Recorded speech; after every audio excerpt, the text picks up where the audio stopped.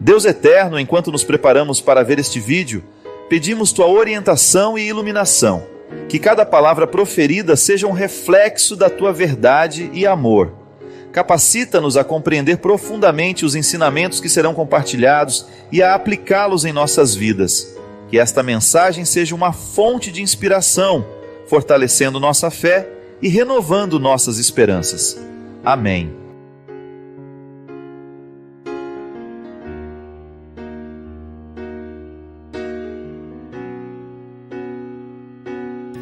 A vida cristã, ela torna uma pessoa verdadeiramente grande.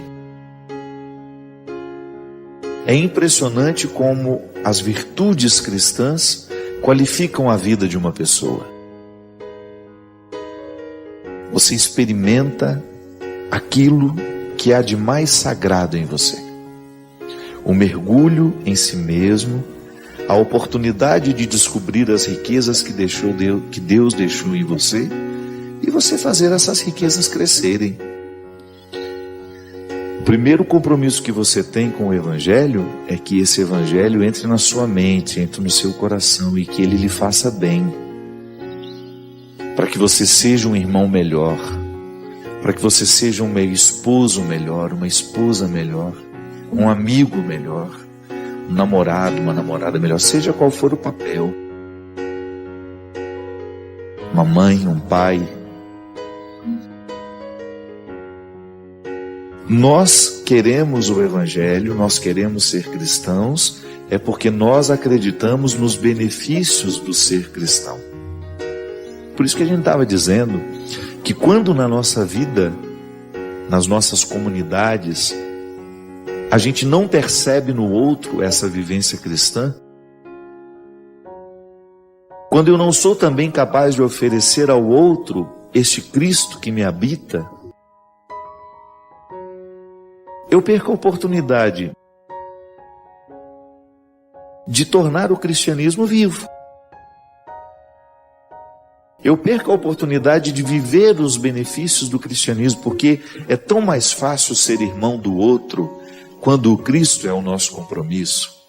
Se o outro está levando a sério o seu batismo, a sua vida cristã, é muito mais fácil ser irmão dele, porque ele é naturalmente mais compreensível, ele é naturalmente mais justo, ele é naturalmente mais amoroso, mais solidário. E se eu também estou vivendo a mesma condição, é muito mais fácil estabelecer essa relação humana e passar por cima daquilo que é precário em nós. Isso é fundamental, minha gente. Volto a dizer, o que eu causo quando eu chego?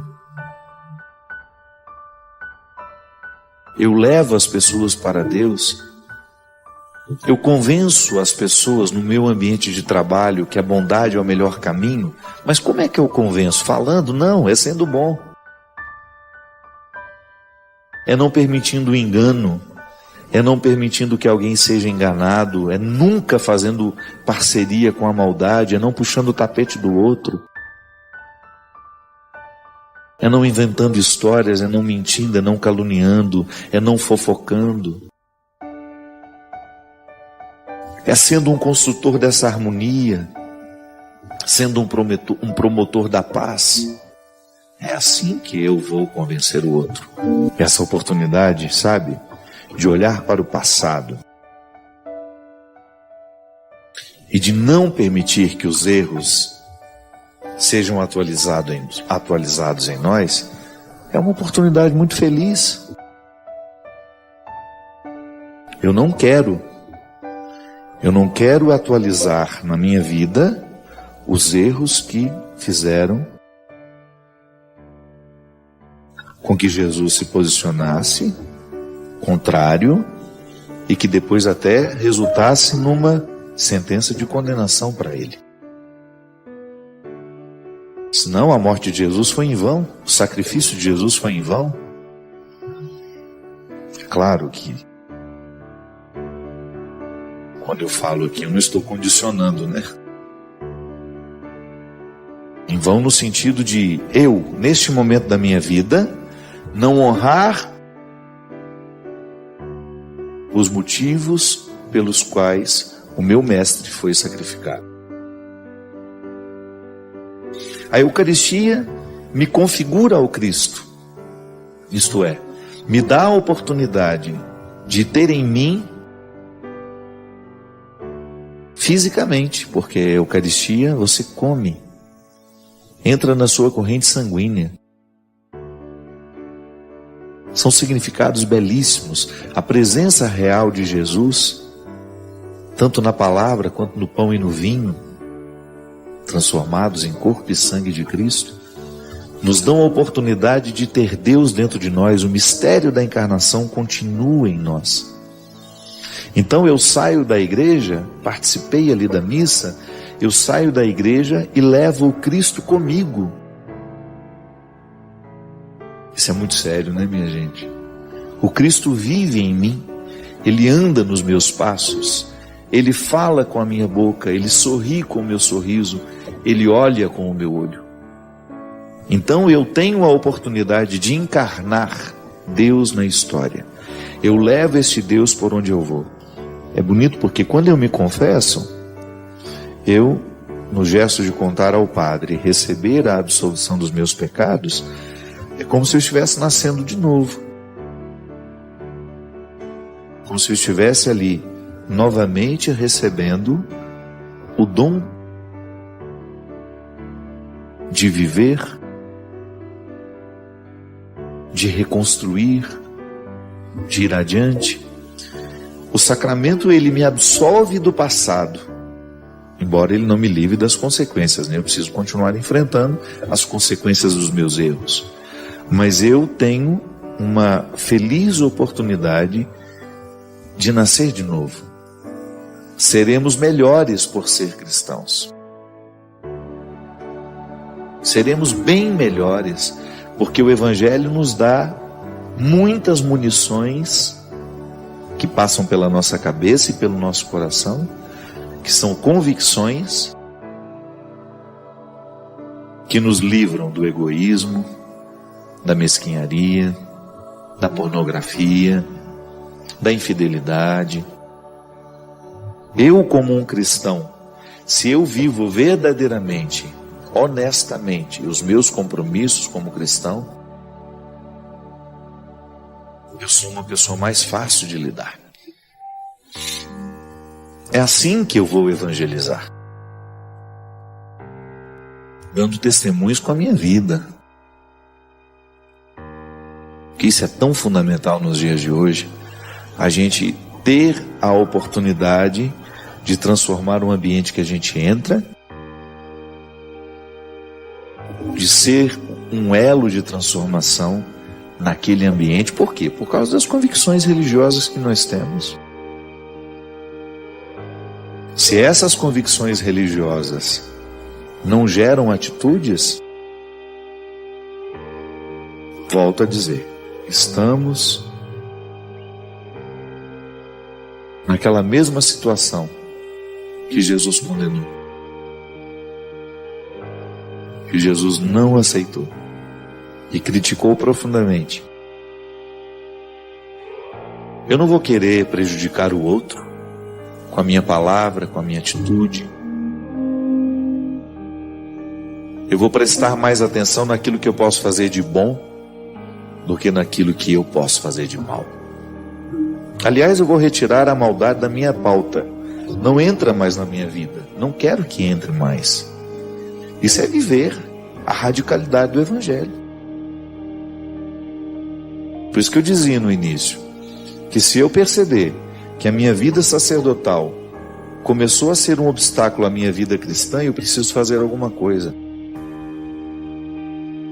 Quem dera nós tivéssemos a honestidade para reconhecer isso. Talvez nós teríamos mais coragem de abrir mão daquilo que de fato está nos atrapalhando a viver o nosso cristianismo. Falo isso porque somos tantos, né, que estão apegados ao poder que temos. Em todas as instâncias. Você pega uma vida comunitária, alguém é chefe ali, se apega ansiosamente a esse poder, corre-se o risco de perder o que de fato Deus quer, que é colocar-nos na dinâmica de uma vida de santidade. Nós temos o dom de transformar, de fazer milagres. Jesus, eu acho tão interessante aquela passagem de Jesus, quando ele diz que nós teremos o poder de fazer isso e ainda mais. Jesus fala isso para os discípulos justamente no momento em que ele está... Os discípulos presenciaram muitos milagres, viram grandes feitos. E ele fala, olha, vocês serão capazes de fazer coisas ainda maiores. Então nós somos capazes disso tudo. Eu, como padre, se eu tenho uma postura que é contrária à proposta do Evangelho, você vai regalar os olhos e vai, não pode ser. Não é moralismo, não é fingimento, não é isso não. É meu compromisso. Ninguém me obrigou a ser padre. Mas a partir do momento que eu sou, o meu primeiro compromisso é radical isso em mim.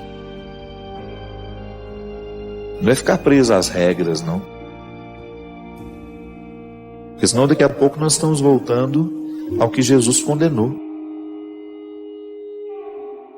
Uma religiosidade desumana, cheia de regras, sem nenhuma caridade, sem nenhum senso de justiça.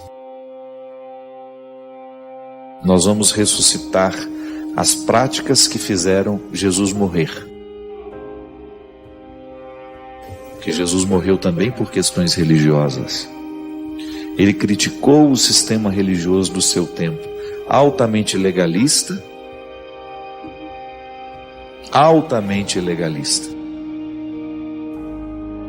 sem nenhuma misericórdia com os pobres, com os pecadores, com os frágeis, uma religião elitista, poderosa, que fazia questão de demonstrar publicamente o poder, mas que nos bastidores o poder não era o serviço, não era o amor. É por isso que dentro das comunidades que se dizem cristãs, é muito mais causa de escândalo para os outros quando nós erramos do que para aqueles que não estão nem aí para o Evangelho. Nós precisamos ficar muito atentos, porque os nossos erros causam verdadeiras destruições naqueles que nos observam. Né? Padres que falam mal um do outro, que são cruéis uns com os outros, que não praticam a caridade uns com os outros, que se invejam e que por causa da inveja que sentem, falam mal nas oportunidades que têm. Isso é um contra-testemunho horroroso da nossa parte. Toda vez que eu me deixo mover pelas minhas mesquinharias e falo mal de um irmão meu no sacerdócio, eu estou dando um contra-testemunho terrível. Aquele que me escuta deve pensar isso, né? Onde será que está o Cristo neste homem que se diz padre? Onde é que está o compromisso dele com esse evangelho que ele diz que é tão verdadeiro nele? Não é justo eu, depois de tantos anos, em contato com esse evangelho, eu reproduzir na minha história atitudes que Jesus condenou naquela época. Seria muito vergonhoso para mim ser identificado como aquele que reacendeu os preconceitos do passado, ou aquele que reacendeu um discurso religioso que Jesus não fez questão de assimilar. Pelo contrário, combateu. Por isso que ele dizia,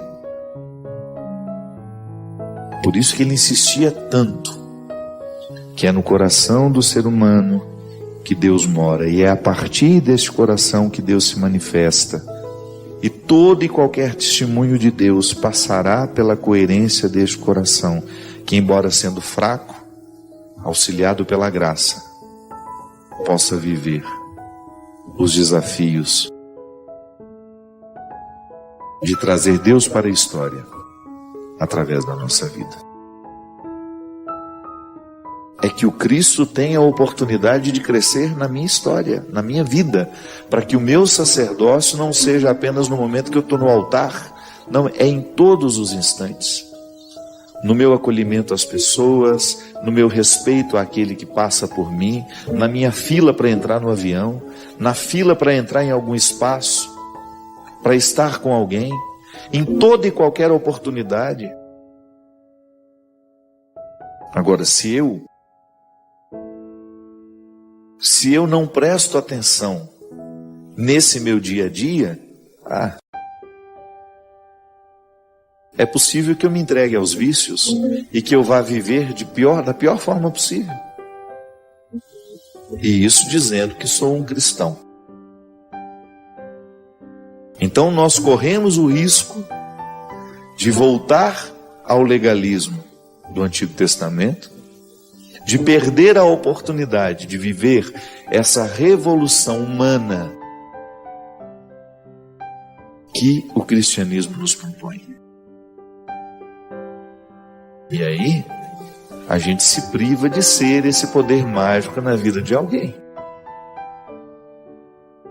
Esse poder que fascina, que causa encantamento, não para nos prender, para que os outros se prendam a nós, não, mas para que eles também se apaixonem pelo Deus pelo qual nós nos apaixonamos. É o primeiro grande desafio que nós temos na vida. Aprender que Deus mora em nós. E esse é o princípio fundamental de toda religião. Nos ensinar que nós somos um templo santo. Você ter a consciência de que você é um território santo, habitado pelo sagrado, isso faz toda a diferença.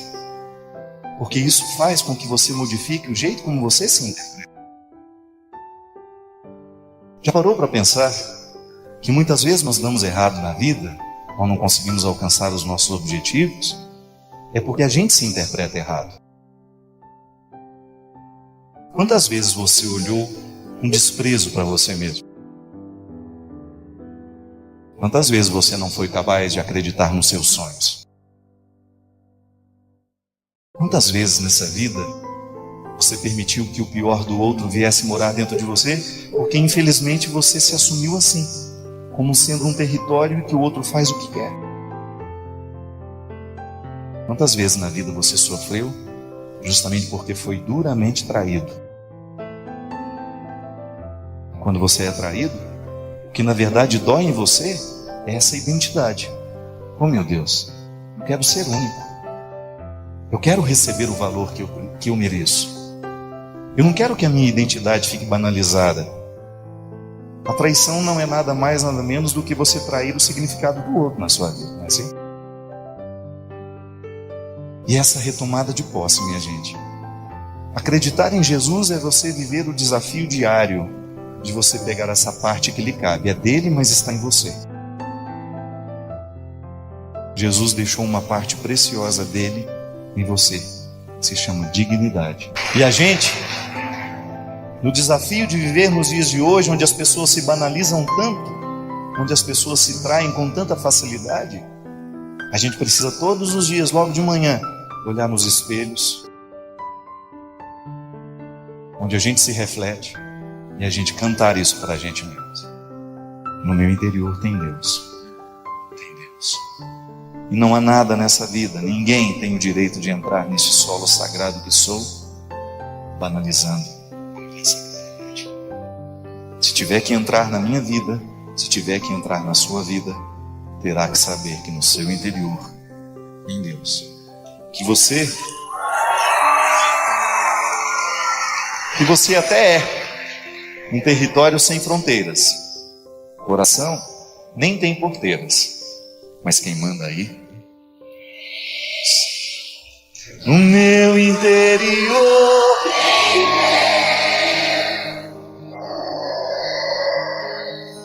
em Deus, eu sou um território sem fronteiras. Coração não tem porteira, mas quem manda aqui é Deus. Eu tenho certeza que hoje aqui tem muita esposa que está precisando lembrar o marido disso. Ó, trata com mais carinho, viu? Tem muita esposa aqui que precisa cantar esse refrão no ouvido do marido. No meu interior tem Deus. Tem muita namorada precisando cantar isso no ouvido do namorado, né? Olha, eu não sou um objeto não, viu? No meu interior, em Deus, tem muito amigo precisando cantar um para o outro. Porque o verdadeiro amor, minha gente, o que nós verdadeiramente precisamos é aquele que nos ama com um amor parecido com o que o Senhor tem por nós. Eu sempre digo isso. Eu agradeço muito os amigos que Deus pôs na minha vida e que são capazes de me amar do jeito como Ele me ama. Com liberdade, com responsabilidade, querendo o meu melhor.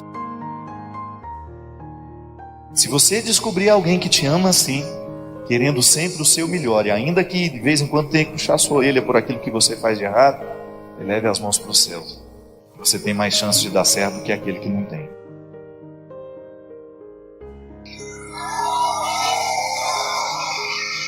Precisamos trazer esse aprendizado para dentro das nossas casas. As nossas casas muitas vezes são lugares onde a gente é tão desrespeitado, onde a gente desrespeita tanto.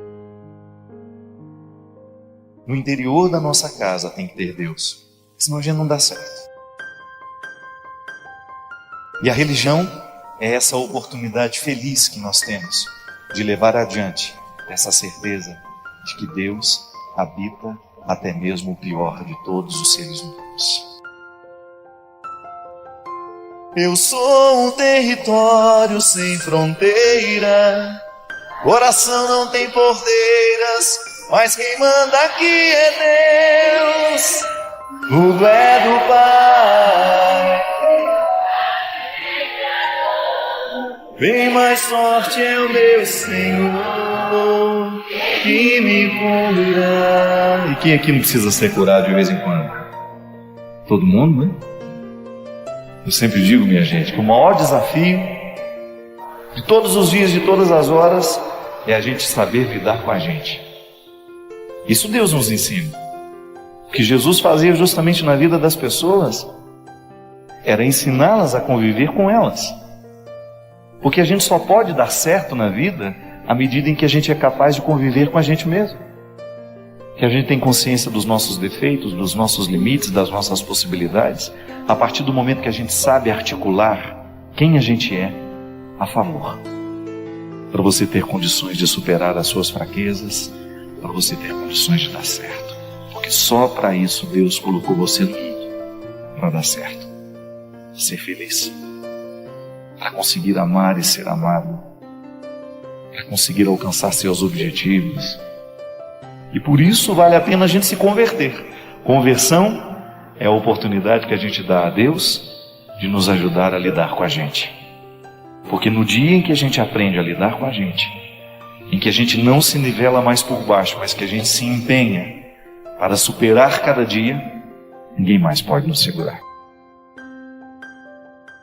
Essa é a ação de Deus na minha e na sua vida. É o milagre que todos os dias nós precisamos pedir a Deus. Senhor, hoje, me dê condições de lidar bem comigo mesmo, Senhor.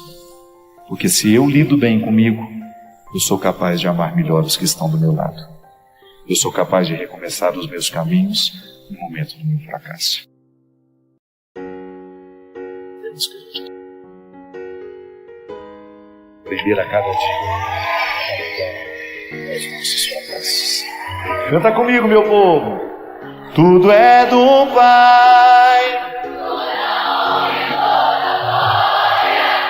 é dele a vitória. Tudo é do Pai, se sou fraco e pecador, bem mais forte é o meu Senhor, que me cura por amor.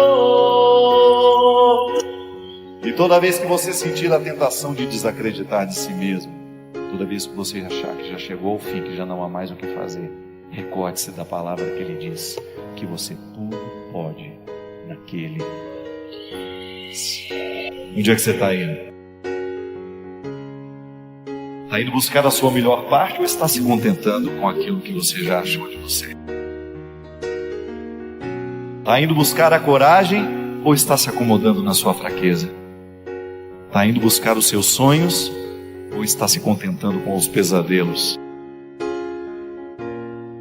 Você nasceu para a vitória. E Deus quer lhe revestir de todas as bênçãos, de todas as graças, para que você seja capaz de proclamar essa vitória na sua vida. Chega de preguiça. Preguiçoso não chega no céu não, viu? O máximo que vai conseguir é servir cafezinho na sala do purgatório. Agora eu olho para você daqui e eu não fico pensando que você tenha nascido para tão pouco. Você nasceu para o céu. O céu é o seu lugar. Estou errado? Vamos dar uma olhadinha em quem está do seu lado aí e diz assim: toma vergonha na cara. Vá buscar o seu melhor. Não se contente com a sua pior parte. Vá buscar a sua melhor parte. Porque você tudo pode. Aquele que fortalece. Que eu... Vamos lá comigo. Que eu... Prepare-se. Essa última frase é para ser bem alta, para ser bem bonita. Que eu posso. Tão bom a gente poder dizer isso, né? Quando o outro fala assim: você pode vencer isso? E você diz: eu posso. Ah, isso é bom demais. Só para isso vale viver, minha gente. Para você se desafiar, para você não deixar a droga retirar da sua coragem, para não deixar a droga retirar da sua inteireza, para não deixar que ninguém venha retirar a sua inteireza, que você continue podendo. Ah, eu estou podendo. Que você tenha o direito de dizer isso. Faço um esforço danado, minha vida não é brincadeira, mas eu estou podendo.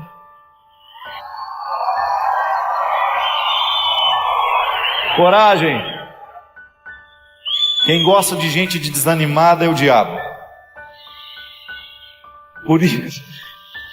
É por isso que é tão fácil dar serviço para o diabo, porque o que tem de gente desanimada nesse mundo, desanimada de si mesma, é gente assim: ah, tá bom, não. Você sabe que o que a droga faz com a gente é isso, né? Retirar a nossa coragem de dizer não. Uma pessoa viciada, eu tenho acompanhado muita gente assim, é aquela que já não é mais capaz de escolher a melhor parte. Porque não é possível um ser humano em são estado de consciência, sabendo todos os malefícios que o crack, por exemplo, que a cocaína faz na vida de uma pessoa, que ela traga aqui. Por isso, revista-se, proteja-se, para que nada do que é diabólico nos dias de hoje tenha espaço para crescer em você. E que você continue podendo. Eu estou podendo. Quando alguém perguntar para você: e aí, como é que vai a vida? Você vai ter aquela... Não.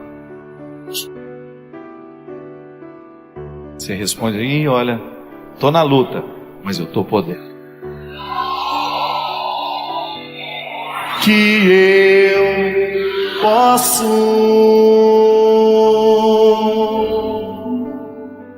tudo posso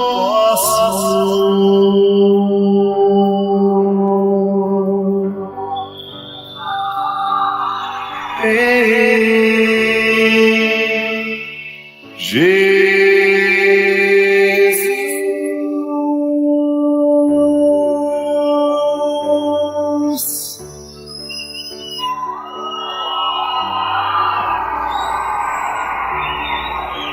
Você sabe que um dos momentos mais difíceis que eu vivi na minha vida foi ver o meu pai morrer. Estava no quarto do hospital. Quando vi a respiração do meu pai terminando, aquele aparelhinho que mostra um sinal, né? E vendo a vida do meu pai ir embora aos poucos. Você sabe que depois de tanto tempo, depois daquele acontecimento, graças a Deus, no meu coração, eu não sou visitado em nenhum momento por um sentimento de remorso. Eu posso ter errado muito na minha vida, mas graças a Deus eu posso dizer: eu não errei com meu pai. Eu acho que eu fui um bom filho para ele. Ajudei, trabalhei com ele na construção civil, imagina só. Era um menino, trabalhando com meu pai era pedreiro.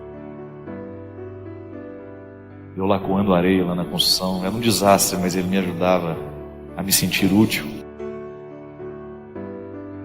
Vi o meu pai em situações difíceis, quando o álcool tomou conta do coração dele.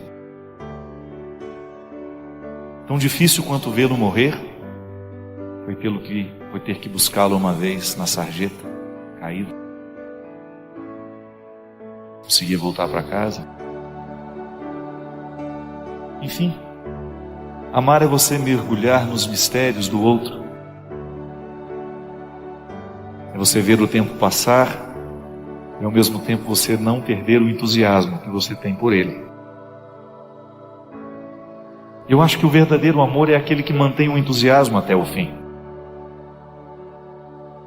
O mesmo amor que eu tinha pelo meu pai, quando o via cheio de utilidades, trabalhando, dando conta de administrar a nossa casa, era o mesmo amor que eu tive no momento em que eu o vi caído, sem forças para sair do próprio vício. Entender que a vida é esse processo, não tem como ser diferente,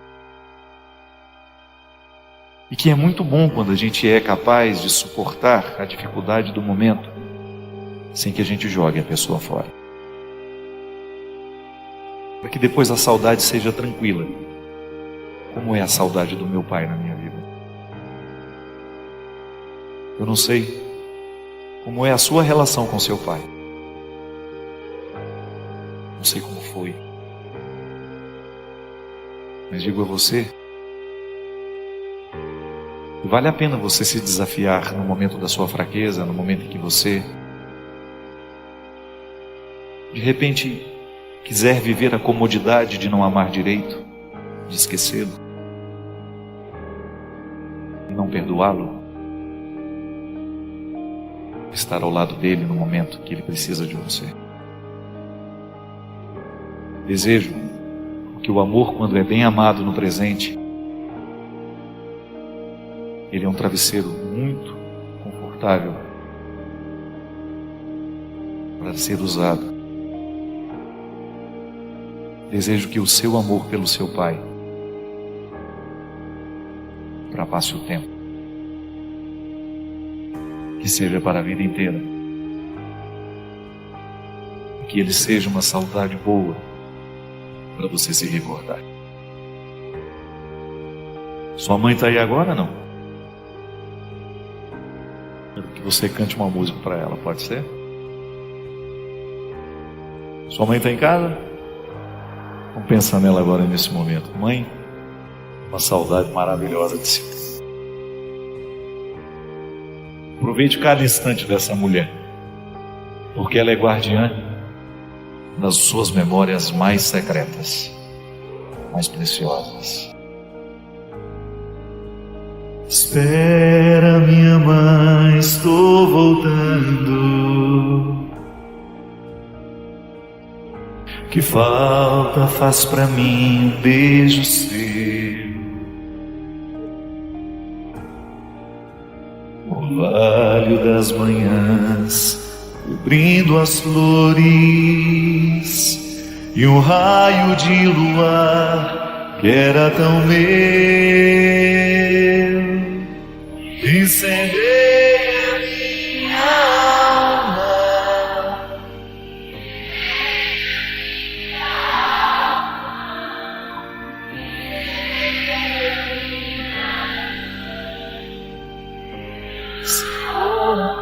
Permita que hoje o Senhor visite o seu coração. Permita que hoje o Senhor faça acontecer em você o que só Ele sabe que precisa. Você não pode ter vindo aqui por acaso.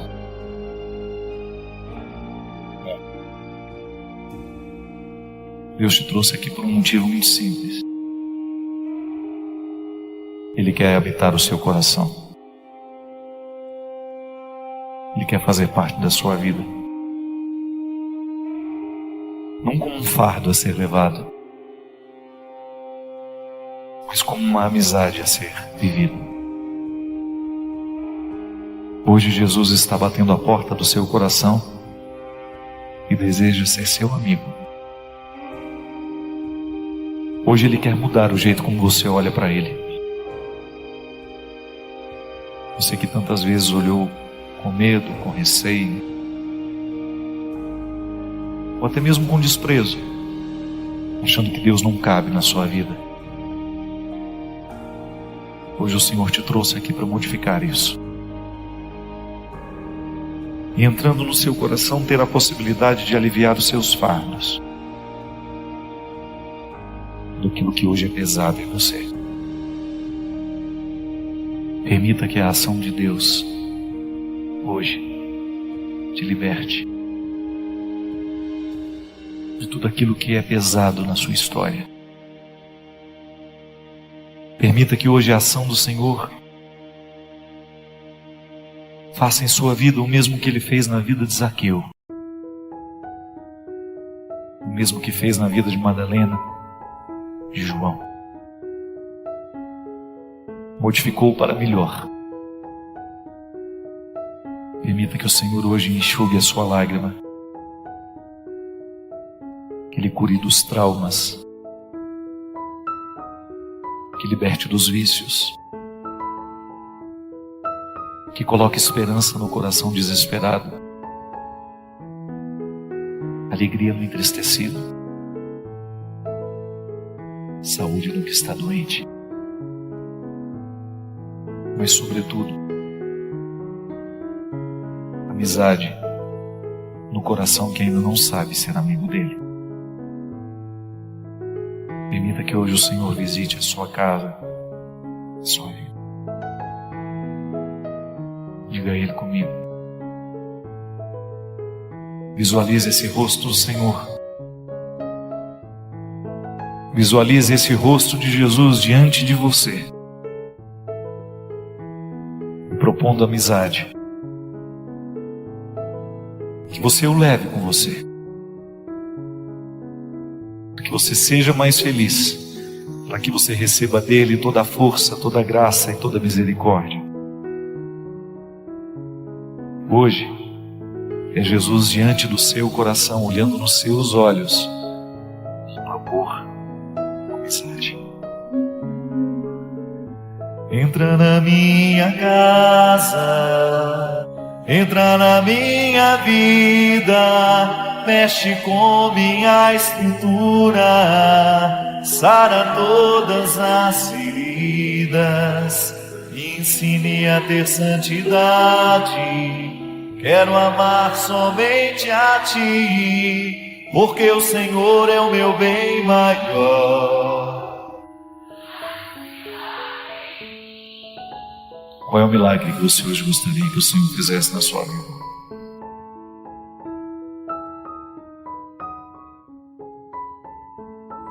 Padre, é possível morrer antes da hora? No caso de um acidente, como se explica a morte? Foi Deus que quis? Pelo amor de Deus, nós jamais teremos o direito de dizer que Deus quis aquela morte trágica. Gente, eu não posso compreender. Tem um filósofo ateu que ele diz de maneira muito interessante assim: deixamos de acreditar em Deus no momento em que nós descobrimos que Ele é pior do que nós. E é verdade. Quantas vezes o Deus que nós ensinamos, Ele é pior do que nós? Se eu, que sou marcado pelo limite do meu pecado, eu não sou capaz de desejar que alguém morra num acidente trágico, será que eu tenho o direito de acreditar que Deus quer esse acidente? O nome acidente já diz tudo, né? Saiu da ordem. Ah, padre, mas Deus pode tudo. Pode. Só que nós não podemos esquecer que Deus nos fez livres. E que no momento em que Ele nos dá a liberdade, Ele não pode mais ficar fazendo escolhas por nós. É claro que Deus gostaria imensamente de evitar aquele acidente, mas como é que Ele vai evitar? Na consciência daquele que de repente vai ser mais prudente, naquele que faz adesão a Ele, que começa a pensar: eu não tenho o direito de sair pelas estradas correndo feito um louco. Eu não tenho o direito de colocar o meu carro em alta velocidade para colocar a vida daquele que está do meu lado em risco. Eu não tenho o direito de beber e sair dirigindo. São postos de gasolina, porque tem aquelas lojinhas de conveniência. Os jovens vão para lá no final da tarde, à noite, sábado, e passam o dia inteiro, uma noite inteira ali, bebendo, ligam o som naquela altura, e o posto de gasolina vira uma balada, uma rave, né? E depois eles pegam os seus carros, e a reportagem mostrou, não estou inventando essa história. A reportagem mostrou aqueles rapazes e moças saindo embriagados, muitas vezes na contramão, de madrugada, sai na contramão, sem pensar nas responsabilidades daquele gesto. Aí de repente tem um senhor lá, de madrugada, que está com um filho com um pouco de febre. Ele precisa retirar aquele filho de casa, precisa levar para o hospital, e tem a infeliz sorte de cruzar com um irresponsável desse. Como aconteceu em outros lugares aí. Não estou inventando essa história. Já aconteceu.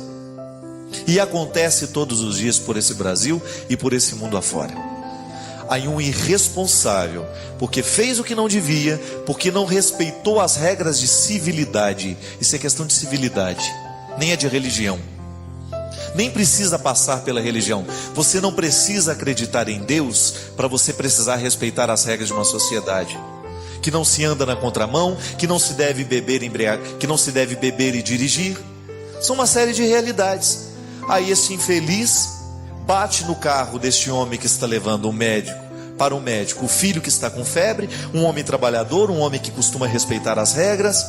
Aí mata a esposa e o filho dele. E aí você vai me dizer que isso foi vontade divina? Ah, meu amigo, me desculpe. A minha experiência de Deus não me permite crer isso. Sabe por quê? Porque o Deus que foi revelado por Jesus não é injusto.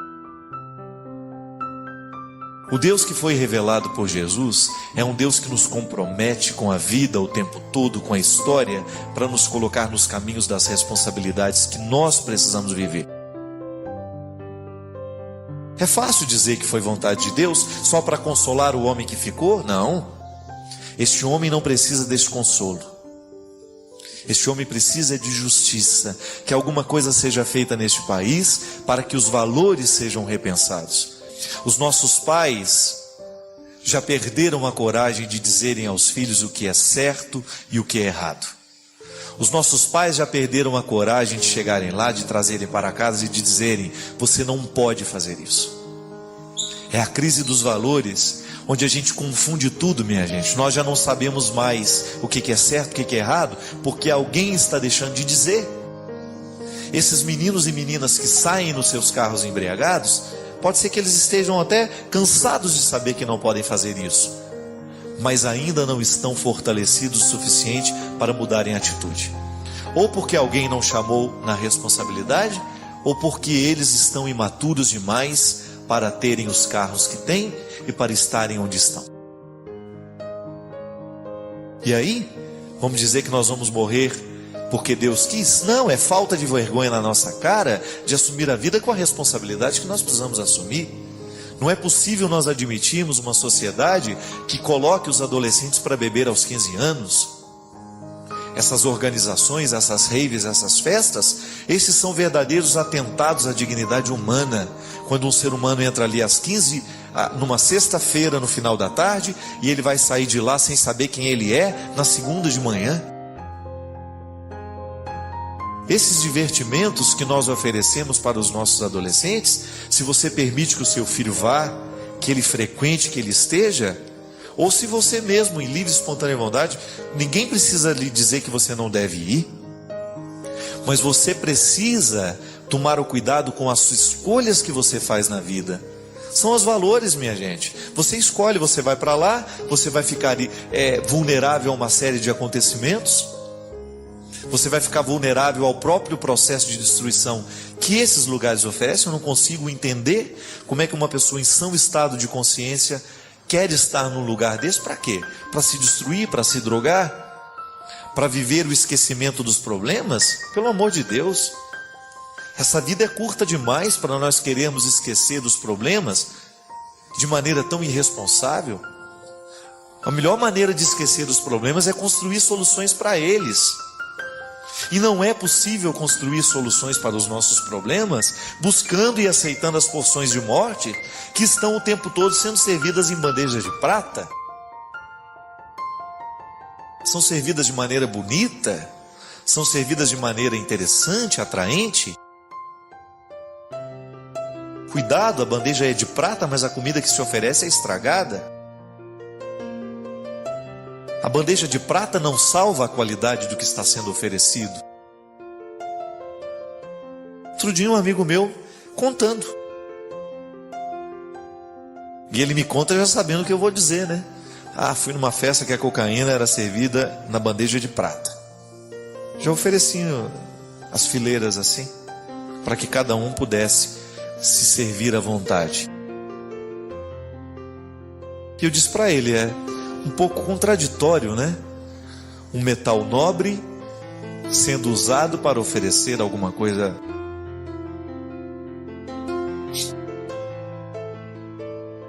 É lamentável, minha gente.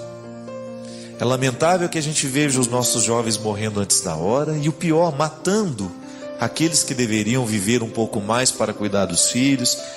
Retiram de maneira irresponsável o direito de alguém ser gente. Aquele menino que estava sendo levado para o médico, ele só precisava de que alguém cuidasse da febre dele. E o pai estava fazendo isso, movido por um amor bonito. Mas de repente, ele teve a infelicidade de cruzar com um rapaz que se sentia no direito de atravessar um sinal vermelho, na contramão, andar de qualquer jeito, embriagado. Aquele menino perdeu a oportunidade de ser gente. O mundo deve ter perdido um ser humano interessante. Por quê? Porque alguém fez a escolha pela morte. Pode observar, nada nessa vida é por acaso. As leis da natureza nos ensinam que para cada ação haverá uma reação. Eu vejo lá o meu amigo Gabriel Chalita, né? Se tem uma coisa que nós precisamos fazer é apoiar estes homens de bem para que eles possam estar na política e fazerem a diferença nesse país, minha gente. Descubra os que você acredita. Eu recomendo meu amigo, porque eu acredito nele. Eu vejo no Gabriel uma luta constante o tempo todo. Por isso nós estamos dizendo. Que orgulho eu tenho de ter um amigo como ele, de ver o que ele faz, o que ele projeta. Que orgulho eu tenho de saber que o Brasil tem um Alexandre. Um repórter com aquela lucidez, com a coragem de dizer o que ele fala. Quantas vezes eu vejo na palavra daquele repórter o que nós gostaríamos de ouvir na palavra dos nossos pregadores. O Alexandre Garcia merece o nosso respeito nas pequenas coisas, nos pequenos comentários. Um Gabriel Chalita que tenha coragem de tocar na ferida, que tenha coragem de propor valores para os jovens nos dias de hoje. Nós precisamos o tempo todo disso, minha gente. Nós não podemos mais ficar indiferentes a esses acontecimentos. Cuidado com aquilo que você escolheu para a sua vida no dia de hoje. Volto a dizer, muitas vezes a morte é servida em bandejas de prata. É bonito o banquete, mas aquilo que serve, aquilo que está sendo entregue no banquete não é bonito. Cuidado com as decisões que você toma, cuidado com aquilo que você escolhe, a maneira como você escolhe agir nesse mundo. Isso pode gerar sofrimento para muita gente. Antes de fazer a sua festinha particular, antes de buscar a sua satisfação pessoal, cuidado, você pode estar cometendo um crime contra a humanidade. Uma ação desastrosa muitas vezes pode destruir muito mais do que você imagina. E Deus não quer isso. Trazer Deus para a história é trazer Deus para nossas escolhas. Não há um jeito mais bonito, mais direto de seguir Jesus senão assim. Sabe, começar a emprestar de Jesus isso ao Senhor. Eu sei que não é fácil querer a vida nas pequenas coisas. É muito mais fácil acender o meu cigarro, pegar o meu vício e deixar que ele tome conta de mim. Mas pela força do seu sangue na minha vida, me ajuda. Que a sua oração seja honesta, que ela seja sempre esse desejo de atualizar nos seus dias, na sua história, na sua vida, o que Deus faria se estivesse vivendo no seu lugar. Deixe de acostumar-se com esse gol contra o tempo todo. Pare de fazer esse gol contra o tempo todo e de achar que esse é o melhor jeito de viver. Não. Gol contra não leva ninguém a nada. É só destruição. É só fracasso. E nós não queremos esse fracasso para nós. Eu não quero para mim e também acredito que você não queira para você. Muitas vezes falta para nós a clareza e a consciência de que nós estamos aceitando isso.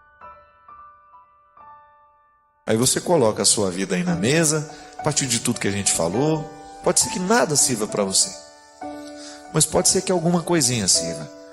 Pode ser que você venha descobrir que você também traz essa porção de morte para você. E você escolhe essa morte em pequenas coisas. Aí você tem o direito de deixar de escolher. É direito. Porque você pode ser feliz, você pode ser realizado, você pode ser um homem mais livre, uma mulher mais livre. Basta você dar a Deus a oportunidade de agir. Basta você fazer com Ele essa parceria que identificou os grandes homens e as grandes mulheres da história. Não entre na história porque você destruiu, ou porque você se destruiu. Seja um modelo vivo de que dá certo. O ser humano pode dar certo. Seja a prova concreta disso. Atualize na sua carne, na sua vida, na sua história, no seu espírito, na memória que você vai deixar para este mundo. Que depois, quando você for embora, alguém possa dizer isso de você. Viveu e viveu bem o tempo que ele pôde. Aí você deixa uma saudade boa na história, naqueles que estavam com você. E mais do que isso, você deixa um exemplo a ser seguido. Porque Jesus é muito vivo no tempo, na história, à medida em que os cristãos se transformam nele.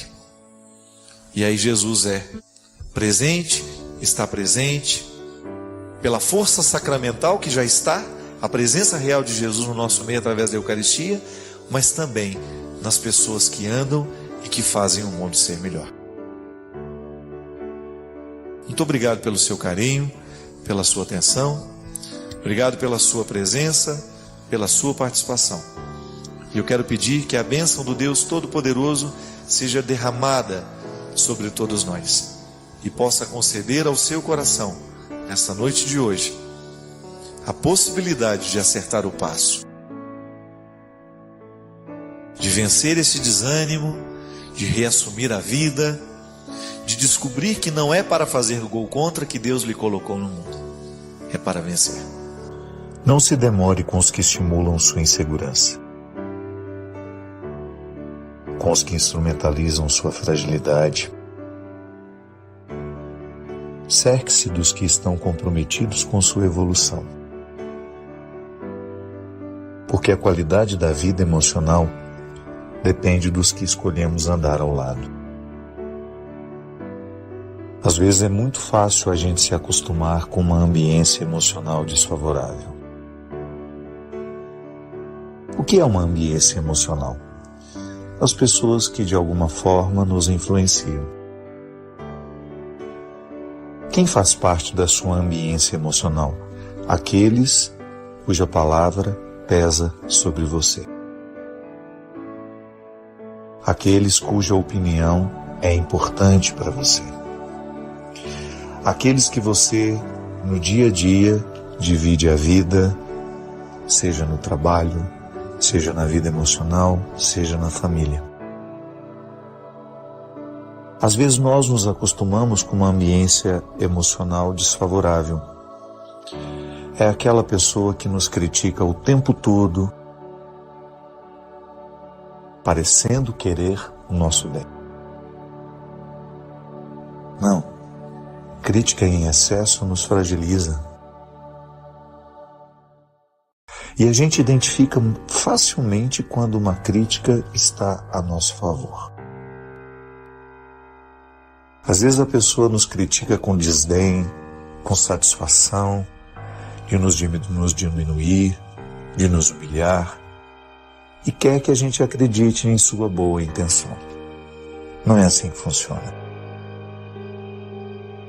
Quando alguém está comprometido com a nossa felicidade, com a nossa evolução, nós percebemos a diferença na maneira como ela nos critica.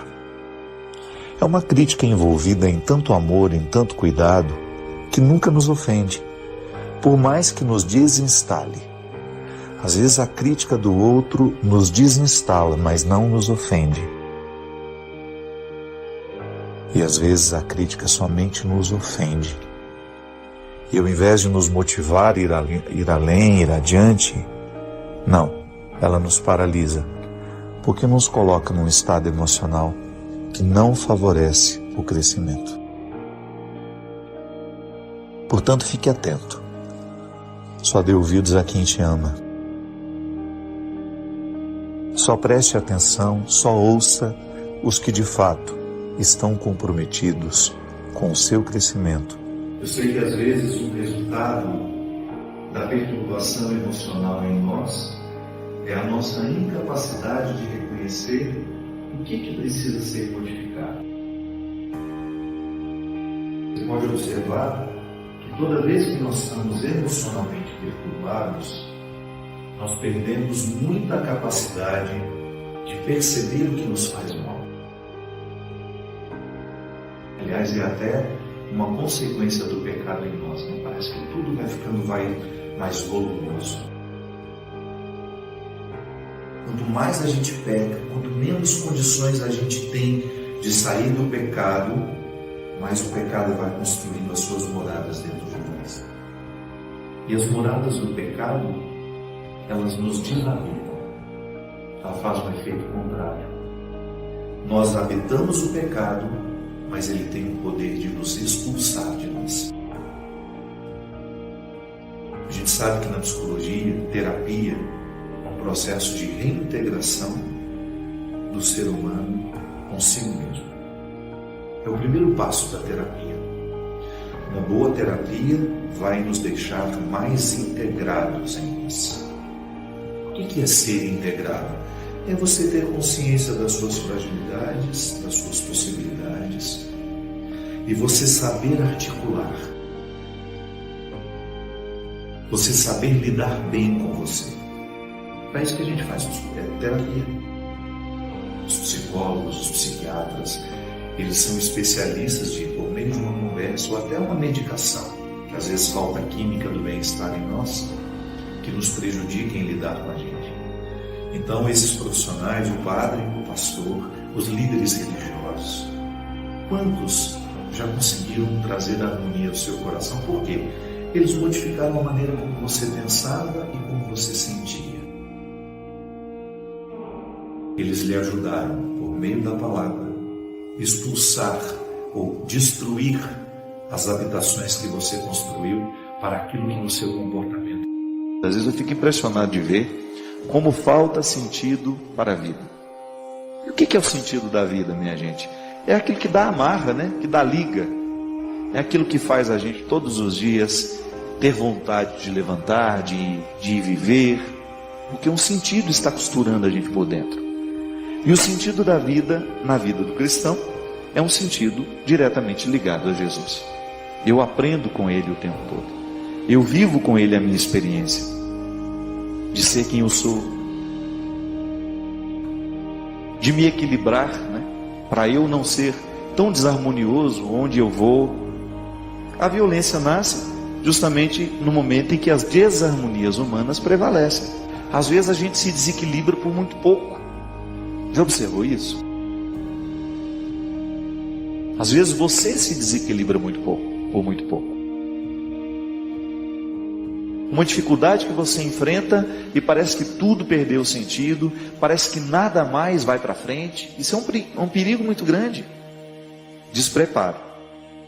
Às vezes o bom preparo vai dar condições para que essas pessoas venham diminuir a violência do mundo.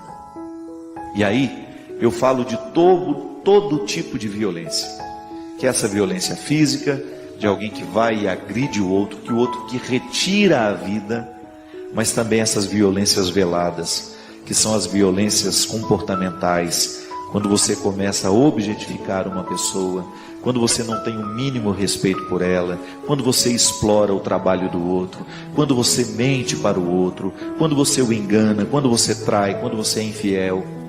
Tudo isso é violência.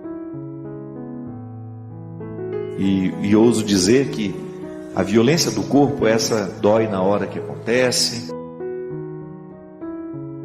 Agora, a violência da alma, essa às vezes dura a vida inteira. Porque existem pessoas que são violentadas todos os dias, do ponto de vista afetivo, com as palavras, não é? Como uma palavra pode agredir a gente, meu Deus? Como uma palavra pode nos ferir? Fere tanto que às vezes aquilo vira uma infecção afetiva, né? Aquilo vai virando um turbilhão dentro de você, que vai desencadeando outras infelicitações, outras insatisfações, e as desarmonias vão se estabelecendo dentro de nós.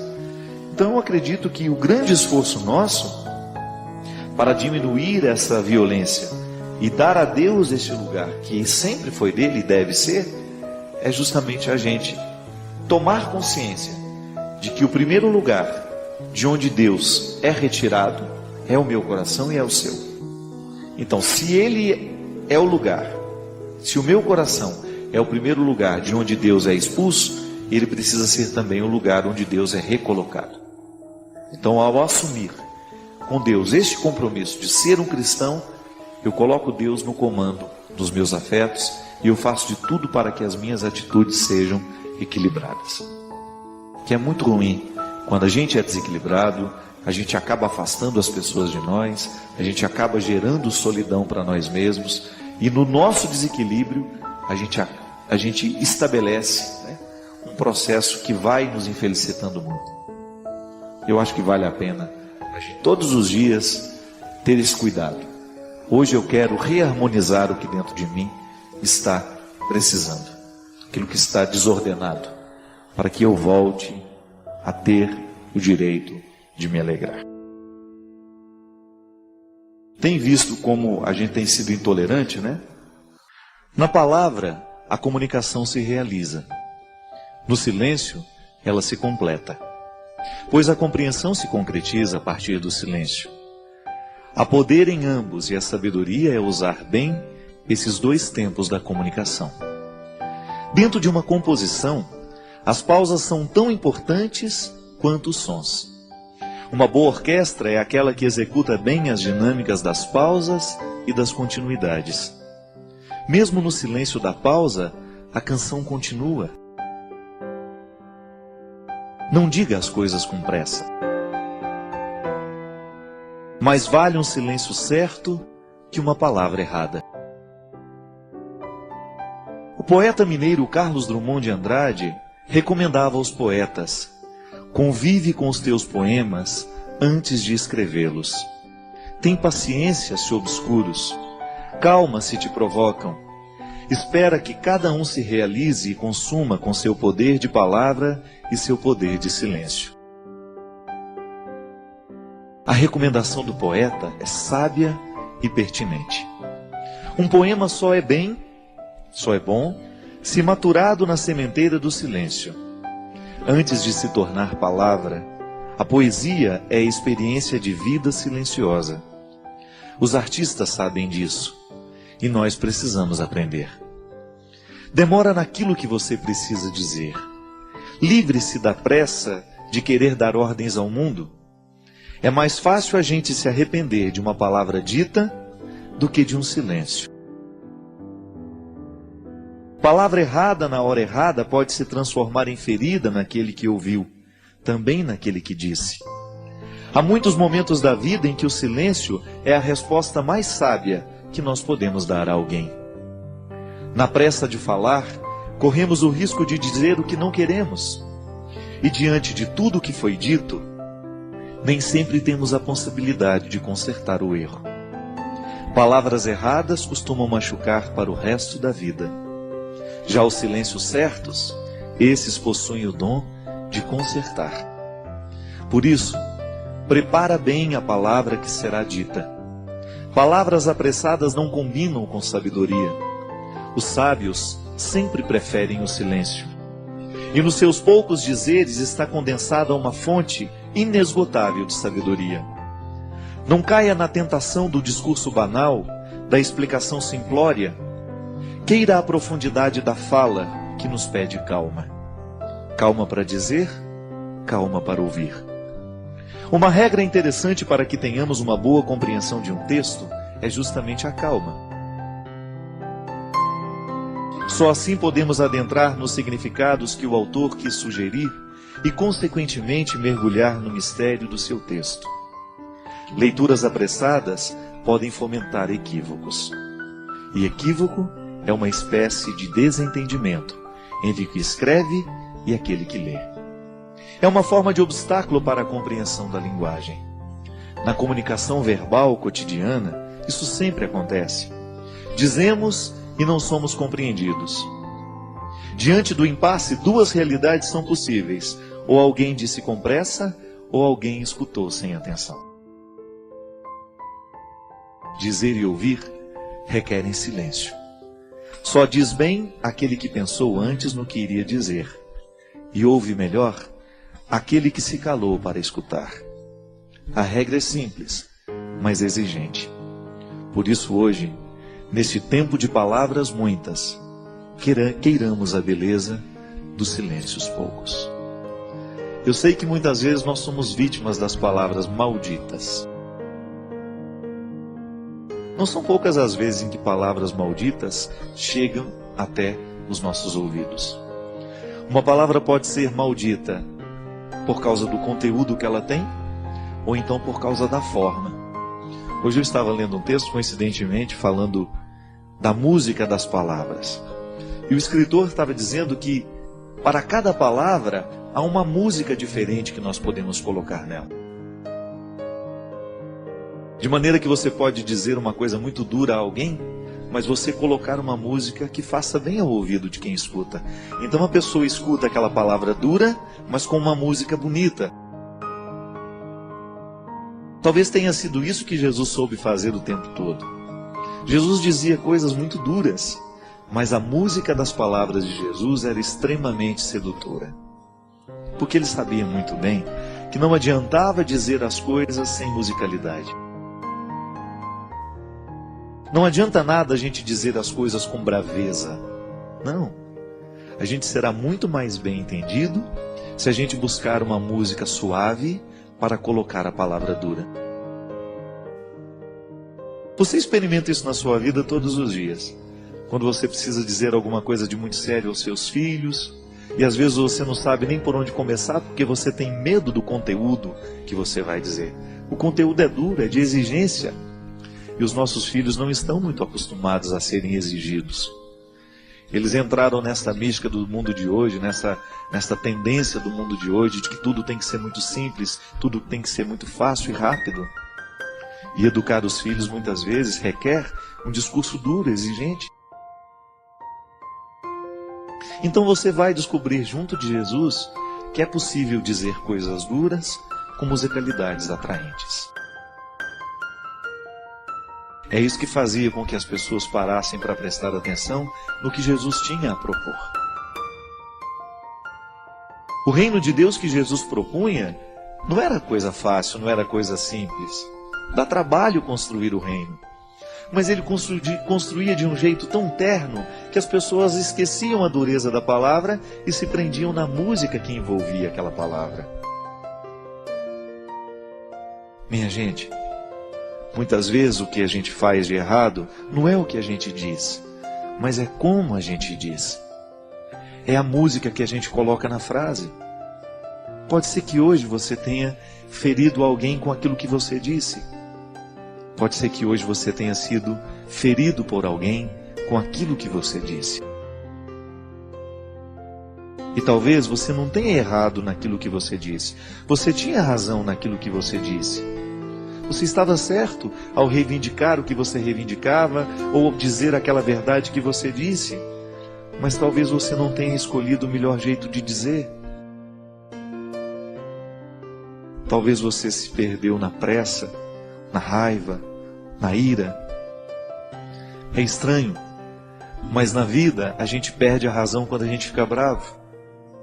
Na vida a gente perde a ternura quando a gente se irrita, porque a ira, ela tem o poder de retirar de nós a sabedoria. E quando nós estamos fora da sabedoria, geralmente nós não sabemos colocar músicas nas palavras. Todos nós gostamos de música.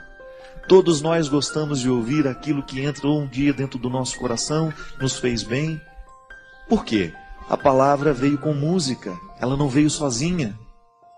O intérprete colocou naquela palavra uma intenção tão bonita que você de fato acreditou naquilo que ele estava cantando. Uma canção bem interpretada, ela expressa todo o poder de verdade que o compositor quis dar. Mas aquele que interpreta, o bom intérprete, ele faz a canção se tornar ainda mais verdadeira do que quando nasceu da mão do compositor. Porque ele soube colocar a intenção da voz. Eu, quando dava aula na faculdade de teologia, lá na faculdade Beoniana, eu sempre dizia para os meus alunos que seriam padres um dia: olha, cuidado para você não ficar com um tom de voz, um jeito de falar igual a todo mundo. Busque a melodia das palavras. Busque o seu jeito de dizer. E que o seu jeito de dizer as verdades evangélicas, que o seu jeito de ensinar o Evangelho, a palavra de Jesus, as coisas boas da vida, estejam de acordo com aquilo que você verdadeiramente acredita em e identifica neste mundo como ternura. A palavra pode ser dura, mas a música que envolve a palavra não precisa ser. Porque aí você vai ter um poder de convencer muito maior do que se você estivesse usando a palavra dura com uma capa, uma armadura. Não. Todos nós temos medo de armadura, porque ela nos recorda a guerra. E às vezes, ao invés de colocar melodia, música na nossa palavra, a gente coloca armadura. E aí a gente assusta aquele que nos escuta, a gente machuca aquele que nos escutou. Sua presença é valiosa para nós. Nos diga o que achou deste vídeo nos comentários, inscreva-se para não perder os próximos capítulos e convide outros a fazerem parte desta comunidade.